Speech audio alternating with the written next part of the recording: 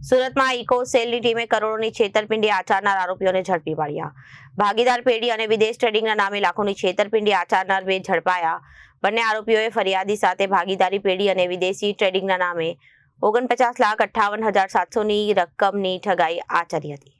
ભાગીદાર પેઢી અને વિદેશ ટ્રેડિંગના નામે લાખોની છેતરપિંડી આચરનાર બે આરોપીઓ ઝડપાયા છે. બંને આરોપીઓ ફરિયાદી પાસેથી ભાગીદારી પેઢી અને વિદેશી ટ્રેડિંગના નામે 49,58,700ની રકમની ઠગાઈ આચરી હતી.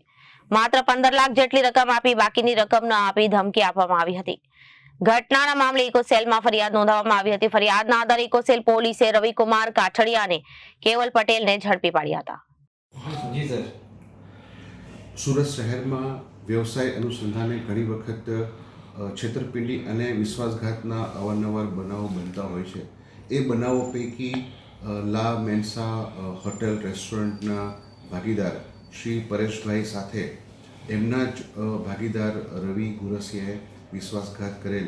જે બનાવની હકીકત એવી છે કે બંનેનો આ રેસ્ટોરન્ટનો વ્યવસાય લા મેન્સા નામનું રેસ્ટોરન્ટથી કતારગામ વિસ્તારમાં ચાલતું હતું અને ત્યાં ભાગીદારી પેઢીમાં આ વ્યવસાય ચાલુ હતો. એ દરમિયાન ભાગીદાર રવિ ગુરસિયા દ્વારા પૈસા પોતે અન્ય ફરિયાદીની જાણ બહાર ઉપાડી લઈ 49 લાખ રૂપિયાની વિશ્વાસઘાત એની સાથે કરવામાં આવેલો હતો.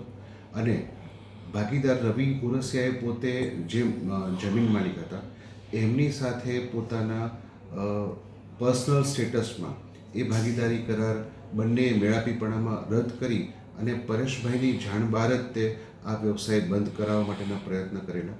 જે અનુસંધાને ફરિયાદી શ્રી પરેશભાઈ દ્વારા ફરિયાદ આપતા ગુનો નોંધવામાં આવેલ છે.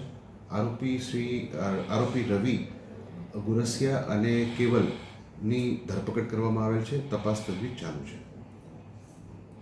Bureau report Janadesh news.